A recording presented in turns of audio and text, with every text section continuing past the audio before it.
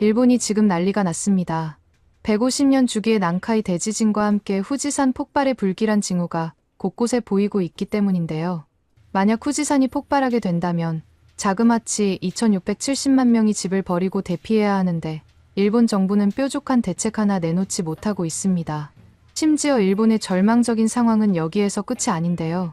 홋카이도에는 이틀간 2m가 넘는 기록적인 눈폭탄이 쏟아졌고 사이타마현에서는 도로 중심에 지름 40m라는 엄청난 크기의 싱크홀까지 생겼기 때문입니다. 말도 안 되는 이런 재난 상황에서도 일본 정부는 걱정하지 말라는 말만 되풀이하고 있는 상황. 정부에 대한 일본 국민들의 불만이 하늘을 찌르던 이때 일본의 민낯을 적나라하게 드러낸 충격적인 사건이 터졌습니다. 해당 사건은 우연히 한국의 재난 대응 시스템을 접한 일본의 한 전문가로부터 시작되는데요. 그는 일본 정부 회의에 참석해 일본은 20년 전에 멈춰 있었다며 폭탄 선언을 했고 그로 인해 회의장은 순식간에 아수라장이 되었습니다. 그렇다면 대체 일본 현지에서는 무슨 일이 벌어지고 있는 건지 함께 알아보러 가실까요? 안녕하세요. 저는 아마노 야스히로라고 합니다. 일본 도쿄에 있는 기상지진 연구소에서 근무한 지 20년이 넘었고 현재는 기상재해 대책팀의 부팀장을 맡고 있습니다. 간단히 말해 저는 하늘과 땅이 보내는 신호, 즉 기상이나 지질 변화, 자연재해 징후 등을 분석하며 재해가 예상될 때 미리 대비책을 세울 수 있도록 조언하는 일을 하고 있습니다. 그날도 평소처럼 늦은 퇴근길이었어요. 하지만 현관문을 열자마자 너무 놀라 저는 가방을 그대로 떨어뜨리고 말았습니다. 거실 한가운데서 아들 료가 귀를 막은 채 고개를 심하게 좌우로 흔들며 헉헉거리고 있었거든요. 아내 미호가 허둥지둥 달래고 있었지만 상황은 점점 심각해져 보였어요. 순간 제 심장이 덜컥 내려앉았습니다. 료는 불안장애로 인한 공황 증상을 몇 번 겪은 적이 있었는데 최근에는 많이 좋아져서 안심하고 있던 참이었거든요. 하지만 오늘은 전과는 다르게 더 심각해 보였어요. 급히 달려가 료의 어깨를 잡고 눈을 맞췄습니다. 함께 숨을 고르면서 진정시키려 노력했어요. 다행히 시간이 지나면서 료의 호흡이 점차 안정되기 시작했습니다. 곧 료가 눈가에 눈물이 그렁그렁 맺힌 채로 고개를 들었어요. 료의 입에서 나온 말은 후지산 폭발에 대한 두려움이었어요. 2670만 명이나 되는 사람들이 대피해야 한다는 뉴스를 보고 극도로 불안해진 거였습니다.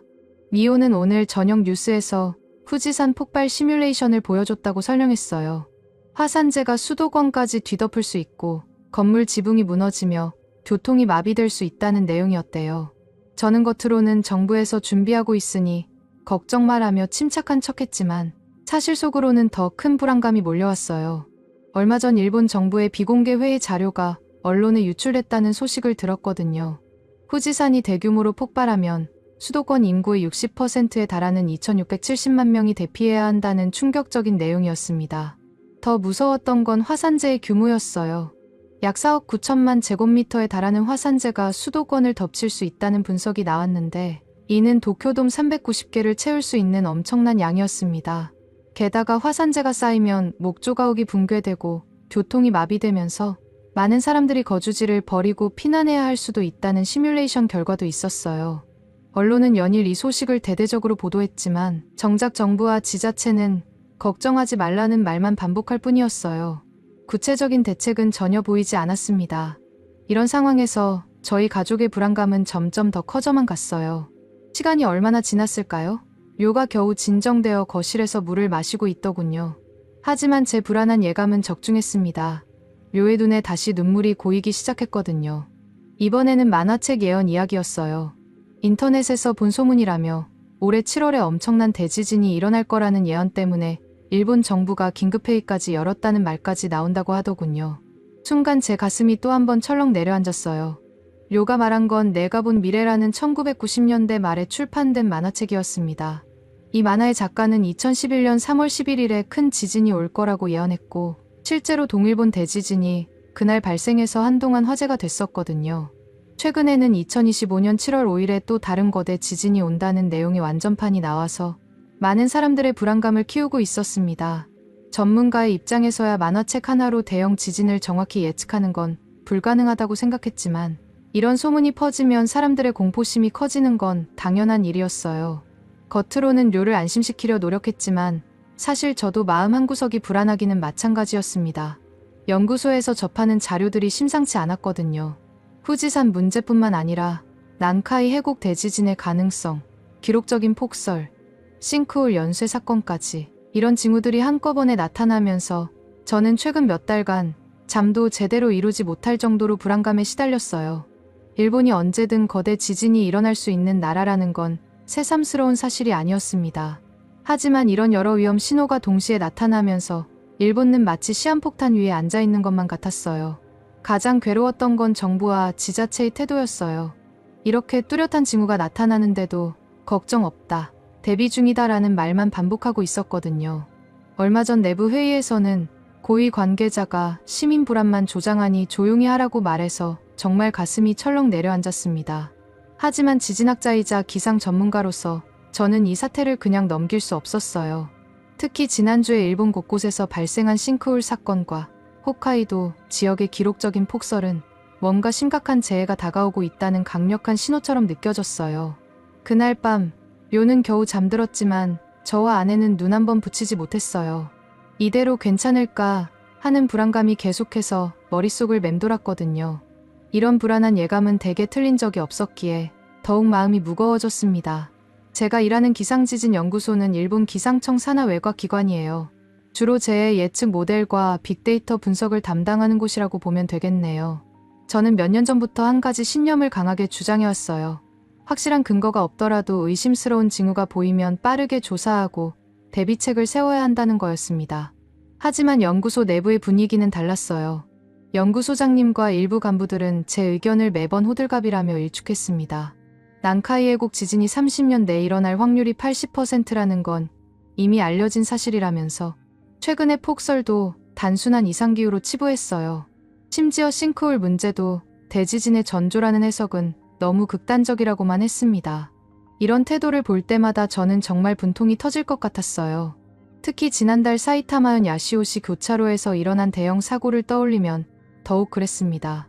직경 10m, 깊이 10m가 넘는 거대한 싱크홀이 갑자기 생겼고 지나가던 트럭 운전자는 구조도 못 받은 채 목숨을 잃었거든요. 더 충격적인 건 사고 현장 옆에서 또 다른 싱크홀이 발생해 둘이 하나로 합쳐졌다는 사실이었어요. 2011년 동일본 대지진 이후로 일본 전역에서 지하 공동화 현상이 보고됐고 이게 싱크홀 증가와 무관하지 않다는 연구 결과도 많이 나왔어요. 그런데도 정부와 지자체는 아직 대지진과 직접적 연관은 없다는 말만 되풀이했습니다. 이런 상황을 지켜보면서 저는 점점 더 큰 무력감을 느꼈어요. 마치 거대한 재앙이 다가오는 걸 보면서도 아무것도 하지 못하는 것 같았거든요. 연구소에서 좌절감으로 가득 차 있던 저에게 뜻밖의 기회가 찾아왔어요. 한국국립재난안전연구원에서 온 초청장이었습니다. 그때 받은 한 통의 메일이 제 인생을 완전히 바꿀 거라고는 그때까지만 해도 전혀 상상하지 못했어요. 원래는 소장님이 참석하실 예정이었지만 갑작스러운 개인 사정으로 취소되면서 제가 대신 가게 됐어요. 처음에는 한국에서 열리는 자연재해 관련 세미나라는 게 좀 의아했습니다. 일본이 지진과 재해 대응 노하우가 더 많을 거라는 편견도 있었고 연구소를 비우는 것도 부담스러웠거든요. 하지만 최근 뉴스에서 본 한국의 모습이 제 마음을 움직였어요. 폭설과 태풍, 홍수 같은 재해에 상당히 신속하게 대응하는 한국의 모습이 인상 깊었거든요. 무엇보다 요즘 제가 느끼는 강한 좌절감을 떨쳐내기 위해서라도 어디든 가서 새로운 활로를 찾고 싶었습니다. 결국 저는 그 초청을 수락했어요. 일주일 뒤면 서울에서 열리는 국제 세미나에 참석하게 될 거라는 생각에 왠지 모를 설렘이 밀려왔습니다. 인천공항에 도착한 그날, 제 머릿속에는 여러 의문이 가득했어요. 제가 한국에서 대체 배울 수 있는 게 뭘까 궁금했거든요. 국립재난안전연구원에 도착하자마자 또 한 번 놀라움이 찾아왔어요. 로비 안쪽에 전시된 사진들이 제 시선을 사로잡았거든요. 2010년대 태풍 피해 현장에서 수백 명의 자원봉사자들이 무너진 도로를 복구하는 모습. 대설특보가 내린 새벽부터 공무원과 시민들이 함께 제설 작업을 하는 장면들이 담겨 있었습니다. 물론 일본에도 자원봉사 문화는 있었어요. 하지만 대개는 소수만 자발적으로 참여하거나 서로 맞지 않는 경우가 많았습니다. 반면 한국은 행정기관이 체계적으로 관리하고 지원하는 모습이 인상적이었어요. 이런 차이점을 발견하면서 앞으로 제가 배우게 될 것들에 대한 기대감이 점점 커져갔습니다. 세미나 첫날, 제 눈앞에서 예상과는 전혀 다른 광경이 펼쳐졌어요. 여러 나라의 재해 전문가들이 모인 가운데 한국 측의 발표가 시작됐는데 그들이 보여준 재난관리 시스템은 충격적이었습니다. 재난 발생 시 대응 속도부터 중앙집중식과 지방자치 간의 협업, 민간단체와의 빠른 소통 체계까지, 특히 AI 기반 예측 모델과 전 국민 대상 재난문자 발송 시스템은 제 고정관념을 완전히 깨뜨렸어요. 폭설 대응 사례는 더욱 인상적이었어요. 기상청부터 도로관리공단, 국토부, 지방정부가 동시에 움직이며 제설 차량을 미리 배치하고 각 지역 거점에 소금과 제설 장비를 충분히 비축한다는 설명이었습니다. 실제로 서울과 경기 지역에 기록적인 폭설이 왔을 때도 큰 교통마비 없이 넘어갔다는 사실에 저는 깊은 충격을 받았어요. 문득 저희 일본도 선진국이라 자부하는데 왜 이런 체계에서는 뒤처지는 걸까 하는 의문이 들었습니다. 특히 지진 대응 사례를 들으면서 그 느낌은 더욱 강해졌어요. 한국은 원래 지진이 적은 나라였지만 2016년 경주 지진과 2017년 포항 지진을 겪은 뒤 놀라운 변화를 이뤄냈더군요. 건물 내진 설계와 시민 대피 훈련을 AI 시스템과 접목해 단기간에 확대했다는 거였습니다. 발표자가 일본의 관료주의적 체계로 인한 실시간 정보 공유의 한계를 은근히 지적했을 때는 정말 가슴이 뜨끔했어요. 그동안 저희가 자부심을 가졌던 지진 대응 경험이 오히려 발목을 잡고 있다는 사실을 직시하게 된 순간이었습니다. 세미나 둘째 날, 제 인생의 전환점이 될 만한 만남이 있었어요. 주최 측의 안내로 한국인 지진 전문가인 김진영 박사를 소개받았는데 그는 40대 초반의 학자였습니다. 도쿄대학 부설지구물리연구소에서 교환연구원으로 일한 경험 덕분에 일본어도 꽤 능숙했어요. 첫 대화부터 편안한 분위기가 이어졌고 저는 자연스럽게 지금 일본에서 벌어지고 있는 모든 상황을 털어놓았어요. 후지산 분화 경고부터 싱크홀, 폭설, 대지진 우려까지 말이에요. 현장에서 감지되는 여러 징후들과 정부의 무성의한 대응에 대한 불안감도 숨기지 않았습니다. 김 박사의 대답은 제게 새로운 시각을 열어줬어요. 일본이 재해관리 노하우가 뛰어나다고 알려져 있지만 의외로 정부와 지자체, 시민 사이의 정보 공유가 원활하지 않다는 지적이었습니다. 반면 한국은 재해가 발생하면 국가와 지자체, 시민단체가 AI 시스템으로 빠르게 정보를 주고받으며 역할을 분담한다는 설명이었어요. 그의 말을 들으며 저는 솔직한 심정을 고백했어요. 일본의 관료주의적 문서 결제 시스템과 그로 인한 지연, AI 기반 시스템 도입을 가로막는 예산 문제와 보수 세력의 반대까지 말이에요. 김 박사는 일본의 장점을 언급하며 저를 위로했지만 제 마음속에는 자괴감이 밀려왔어요. 하지만 동시에 희망도 생겼습니다. 한국의 노하우를 일본에 도입할 수 있는 방법을 찾아보자는 생각이 싹 텄거든요. 이 만남이 제게 새로운 길을 열어줄 거라는 예감이 들었어요. 세미나 마지막 날 아침, 갑작스러운 전화벨 소리가 제 가슴을 쿵쾅거리게 했어요. 연구소 동료의 다급한 목소리가 수화기 너머로 들려왔습니다. 홋카이도 오비이로 지역에 12시간 동안 120cm가 넘는 폭설이 내렸다는 소식이었어요. 공항 활주로는 폐쇄됐고 379개의 초중고가 휴교에 들어갔으며 고속버스마저 운행이 중단됐다는 거였습니다. 한숨이 절로 나왔어요. 하지만 이건 시작에 불과했습니다. 뒤이어 들려온 소식은 더욱 충격적이었어요. 일본 정부가 후지산 화산재 대책 강화를 위한 내부 지침을 검토 중이라는 거였습니다.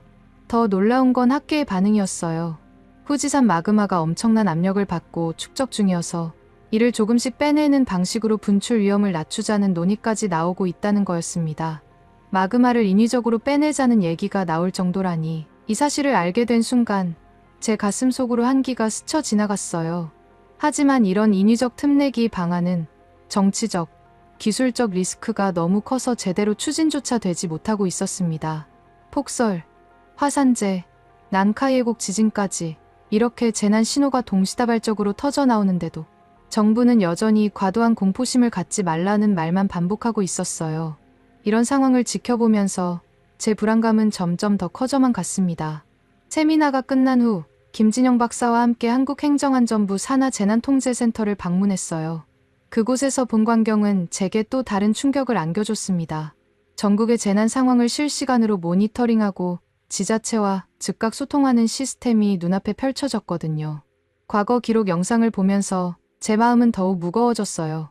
폭설이 내리면 불과 몇 시간 만에 수도권 전역에 제설 인력이 투입되고 시민 봉사자들이 자발적으로 삽을 들고 나서는 모습이 영상에 담겨 있었습니다. 김진영 박사가 홋카이도 공황마비 사태를 언급했을 때 저는 그저 한숨을 내쉬며 부럽다는 말밖에 할 수 없었어요. 사실 일본은 지리적, 기후적 특성상 겨울철 폭설이 더 잦고 국가 차원의 제설 경험도 더 오래됐는데 최근에는 신속성 면에서 한국만 못한 모습을 보이고 있었거든요. 정책 결정은 늦어지고 예산 편성에는 시간이 걸리며 시민들은 혼선을 겪다가 결국 교통대란으로 이어지는 악순환 재해 대응 선진국이라 자부하던 일본의 민낯을 마주하니 부끄럽고 좌절스러운 감정이 밀려왔어요.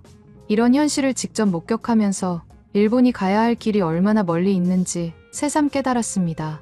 한국에서의 일정이 거의 끝나갈 무렵 한밤중에 울린 전화벨 소리가 제 심장을 멈추게 했어요. 소화기 너머로 들려온 아내의 다급한 목소리는 최악의 예감을 현실로 만들었습니다.